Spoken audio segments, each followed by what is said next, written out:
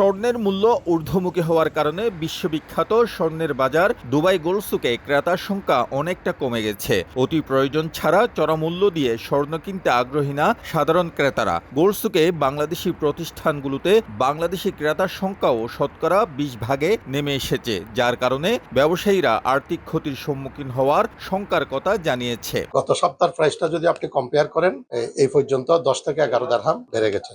10 দিরহামে আমার মনে হচ্ছে 300 সামথিং হয় আর কি বাংলাদেশ টাকায়। সংযুক্ত আরব আমিরাতে গোল্ড ব্যবসার সঙ্গে জড়িত রয়েছে 3 শতাধিক বাংলাদেশি প্রতিষ্ঠান। বছরের এই সময়ে স্বর্ণের বাজার রমরমা হতে শুরু করলেও হঠাৎ স্বর্ণের দাম লাগামহীনভাবে বৃদ্ধির কারণে প্রতিষ্ঠানগুলোতে অস্বাভাবিক হারে বিক্রয় কমে গেছে।